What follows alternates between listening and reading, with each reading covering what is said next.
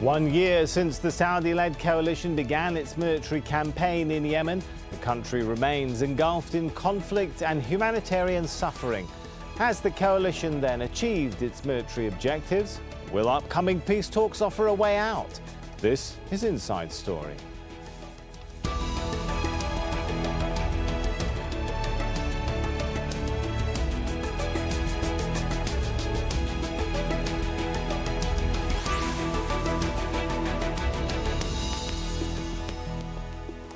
Hello and welcome to the show. I'm Sami Zaidan. Well, over the past 365 days, a coalition of mostly Arab countries led by Saudi Arabia has been conducting airstrikes in Yemen.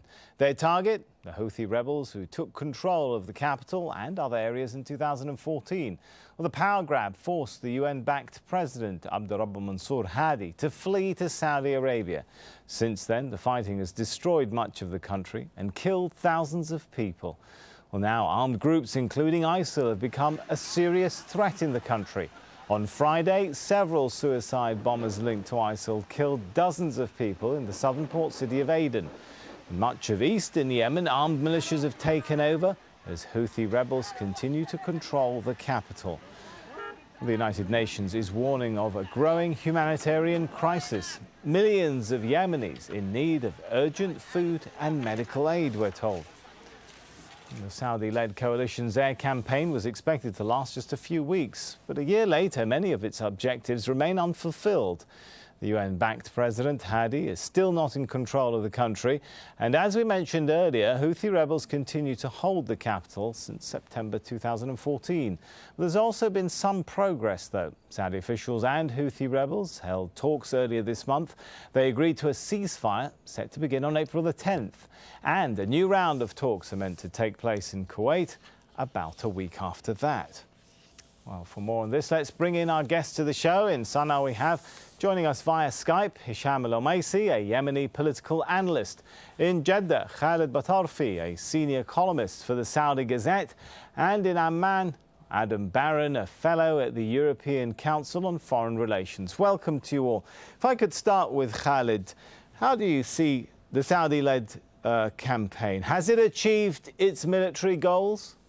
Well, in 1 year, they achieved 80 to 90% of their goals, which is a good record compared to any other record, like the NATO campaign in Afghanistan or the coalition, the international coalition campaign in against Daesh. Sorry, but Khalid, the Houthis remain in control of Sanaa. The government hasn't been able to take the fight on its own or stand on its own. What is the 80% or 90% that's been achieved? Sanaa is already surrounded. Remember, 1 year ago, Aden was surrounded by the Houthis.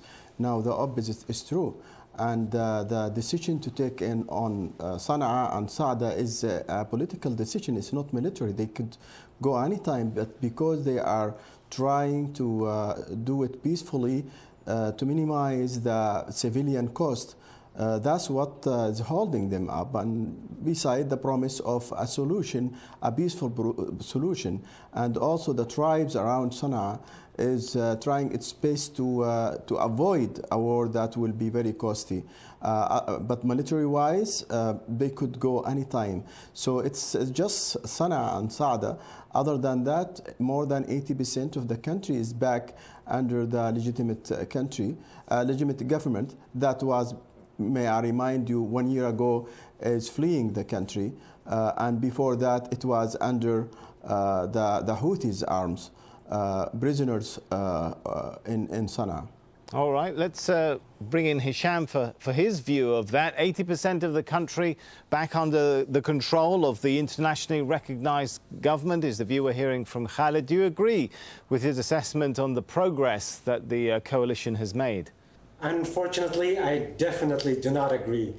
What 80% is he talking about? With all due respect to Mr. Khalid, Hudaydah is still under control of the Houthis. Hajjah, Amran, Saada, Sanaa, Damar, Al-Bayda. I mean, come on, it's not just 2 or 10 or 15 or 20. It's more than 50% of the country that is still controlled by the Houthis. All right, but Hisham, says, aside of the numbers, haven't we seen progress being made as a result of the coalition's intervention? We had the government able to return. We've had Aden taken out of the clutches of the Houthis. We've had the siege of Taiz lifted. The tide has been turned, hasn't it, Hisham? It did indeed turn, but not as exaggerated as it is being put. Taiz Aden was not under Houthis' control. It was contested. There was a lot of fighting there. The Houthis were pushed back, but at Aden, definitely the government is not in control of it. You've seen yourself, there's several repeated attacks there. Assassinations are daily occurrences in Aden, and the government is definitely not in control. It's militias and other groups like Al-Qaeda and ISIL who are now running free in Aden. In places like Hadramaut, Al-Qaeda actually controls the city, which is the oil-rich province of Yemen. They control a seaport. In Al-Mahra, the fighting never got there. In Socotra, that the government claimed to control, there was never any Houthis there. So when they say that they've achieved 80% of their goals, they haven't achieved anything. Those goals were not fulfilled to begin with. All right, let's bring Adam into this. Looking forward now, it's a mixed picture. There does seem to have been some progress. A lot of perhaps discussion or debate or disagreement on how much progress has been made. But aside of that, looking forward, are the Houthis and the Saudis, do you think now at the point where they really want to end this war as soon as possible? Well, I mean, to be honest, that remains to be seen. I think the Houthis would love to see the war end on their terms, and the Saudis would love to see the war end on their terms. But the question is, one, whether they're willing to continue to fight on in this rather devastating war if the war is not able to end on their terms, and two, whether they can come to some sort of agreement that's mutually in both of their interests that would allow the war to end. We have seen what I can say the most significant progress towards this over the past month or so. We've seen these direct talks between the Houthis and Saudi officials. These aren't the first direct talks between the Houthis and Saudi officials, but they are the first direct talks between Houthis and Saudi officials that have occurred inside Saudi Arabia since the start of this war, albeit just over the border, but nonetheless, it's symbolically significant. And the fact that you've had a border truce on the northern border of Yemen in Sanaa, the Houthis' historic stronghold, with the Saudi border provinces, I think that's rather significant. Of course, the key in any in any settlement will be trust-building measures. It's hard to underestimate the amount of, the lack of trust between the Houthis and the Saudis. As far as the Saudi government sees it, the Houthis have reneged on every agreement they've ever been a part of. The Houthis obviously see the Saudis as a major adversary.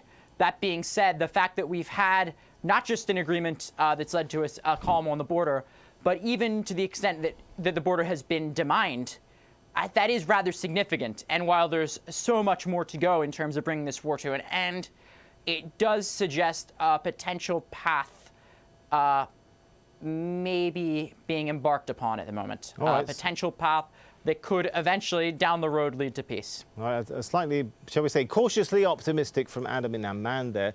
Let's go back to Khalid. Do you think the more serious ceasefire that's supposed to come into effect April 10th, do you think that will hold and hold long enough for peace talks to actually make progress? Hopefully so. I'm also optimistic. The Houthis, if you remember, when the Security Council resolution 2216 was announced, they refused it completely and said it's not worth the ink that was written with. Now they accept it without conditions. Also, they said then they would not negotiate out Sanaa, and then I accepted Oman because it's not part of the coalition against them, and then Geneva, and now they are accepting Kuwait, which is a member of the coalition. That's a lot of progress here. And besides, they went to Saudis, they went to Riyadh to offer peace and calming the borders, demining the borders. All these are initiatives taken by them that is encouraging, and hopefully this time they are tired enough and defeated enough to accept peace with the Yemenis, not with the Saudis. Their problem is with the Yemeni. By the way, may I remind you that the war was going on for 2 years in Yemen before the coalition came in to end it. And it's a year later, now it's about to end it, inshallah. Now, On that point then, perhaps, Hisham, how much common ground has already been, shall we say, found, established in the lead up to these talks between the different parties? Well, they've been pushed to one corner. And the Saudis really need an end to the war. The Houthis do too. The war cannot go on forever. And despite the claims that Saleh has made that he can continue the war for 11 years, he's of course exaggerating. He's drumming his chest. Every other party want the war to end. The question is, do they bring in all the different parties to the table? The previous peace talks have failed partly because not all the parties were represented around the table.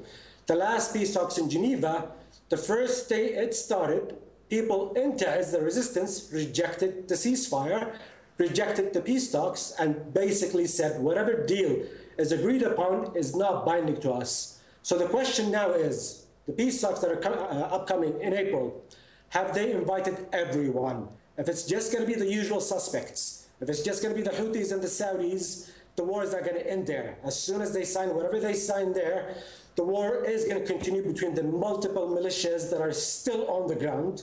The Ta'izz resistance is not going to accept it. The Hirak, the South resistance is not going to accept it.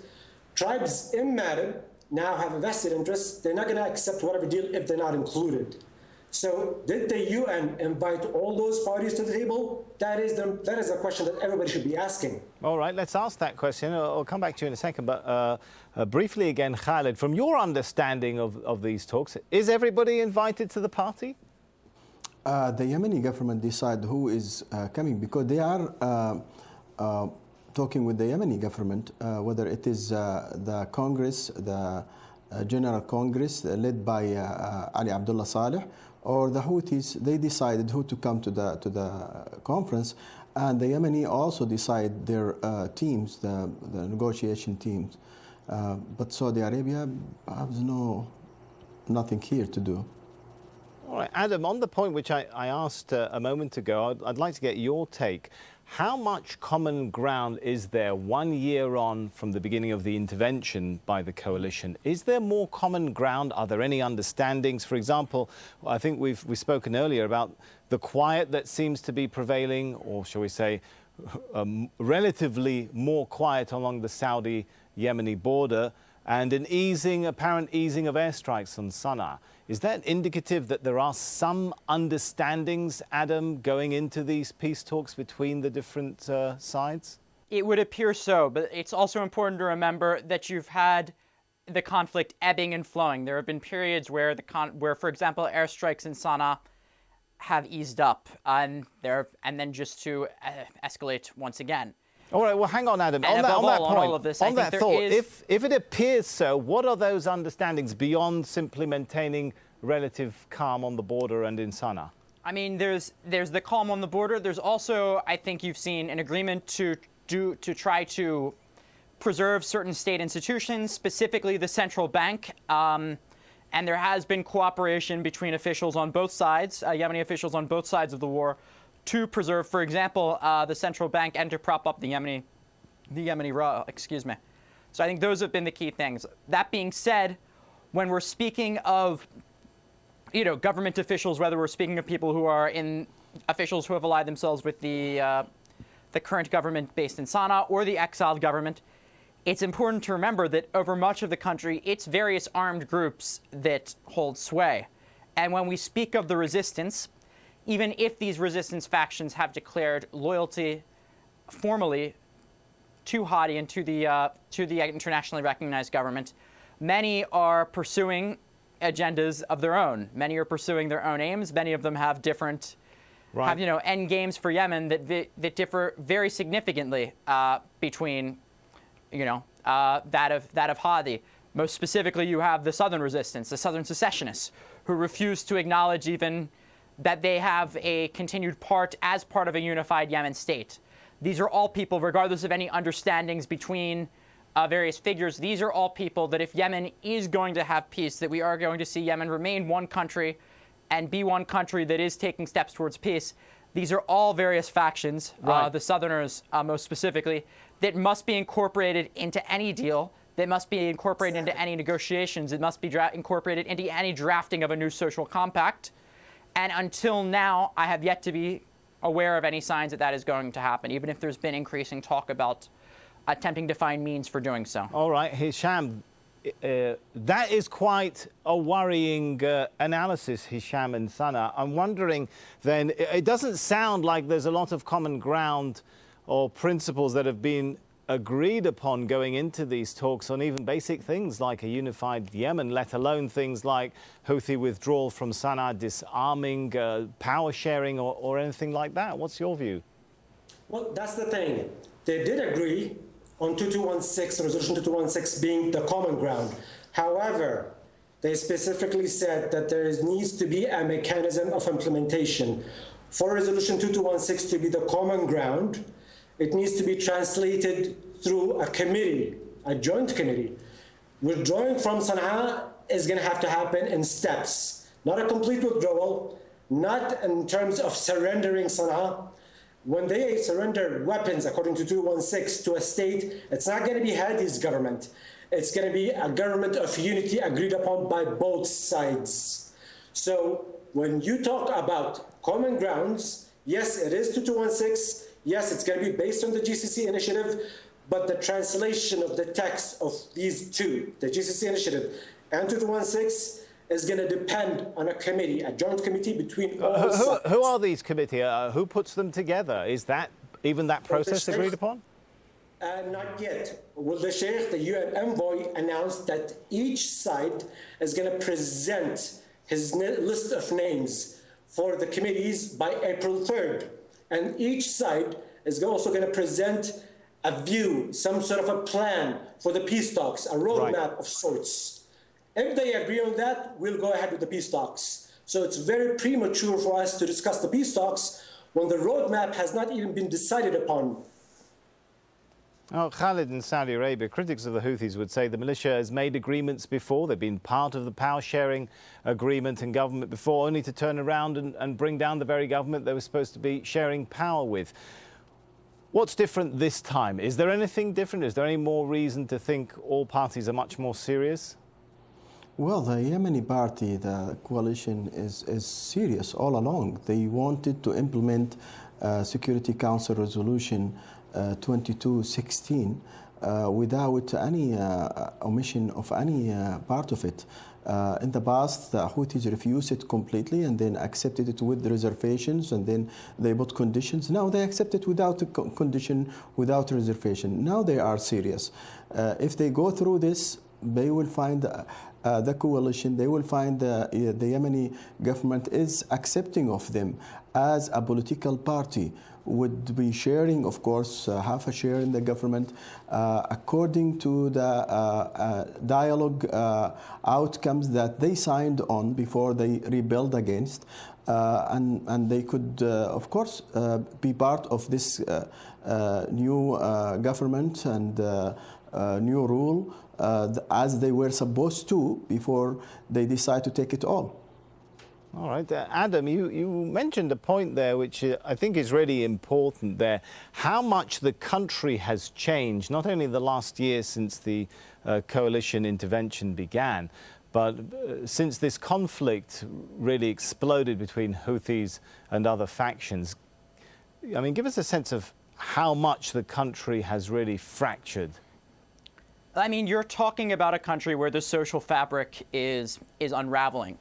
A country where I think you had certain regional, cultural, religious, sectarian, etc., political differences that used to be considered relatively minor that are now really ripping the country apart. This is going to be something that is going to be a huge challenge moving forward in Yemen, even if you have all sides agreeing on the common ground of the national dialogue outcomes, the GCC deal, and Resolution 2216. Even if you rebuild the buildings that have been destroyed, the infrastructure that has been destroyed over the course of this conflict, what really has to be done, and what will be the biggest challenge, is rebuilding Yemeni society, rebuilding trust between people who, until recently, were neighbors, even in some cases members of the same family, where now have found themselves on opposite sides of a war, and where the trust, the sheer sort of distrust and indeed hatred bubbling up to the surface in Yemeni society will, I think, continue to cast a heavy shadow for years to come. We can't, of course, forget to mention the humanitarian cost of the war in Yemen, which has been very high. According to the UN, 6,400 people have been killed, and half of them civilians. 4 out of 5 Yemenis are in need of humanitarian aid. And as the food shortage and crisis gets worse, 1 in 3 Yemeni children under 5 are acutely malnourished, we're told. 10 million children don't have access to clean water. It's becoming more and more difficult to treat problems like this. Almost 600 health facilities in Yemen have closed because of either damage or a shortage of supplies and staff. Hisham, when you look at whether it's statistics like that or the social fabric issue that Adam was talking about, there are a lot of pieces to be put back together. Can it be done? This is the thing that we Yemenis on the street say a lot here. The real war hasn't started yet. What we've seen this past year, the airstrikes, it's going to get much, much worse once the war stops. You're talking about the UN seeking funds, 1.6 billion fund for 2015, which only has been half funded last year. This year, the UN is seeking $1.8 billion, and so far it's only been 4% funded. So when people say that when the war stops, there's going to be a reconstruction fund, that's very wishful thinking.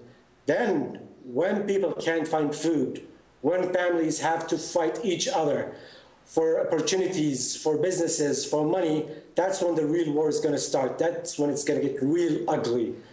And now, already, social fabric being torn apart, you can imagine how ugly it's going to get later on. And it's not going to be resolved within a year or two. It's going to take a couple of generations or more. The damage that has been done over the past year, it basically deepens grievances that existed initially in the past before the war and has been worsened over the past year, and it's going to get much worse as the humanitarian catastrophe is exacerbated. All right, I think we've got a brief minute to go back to Khalid.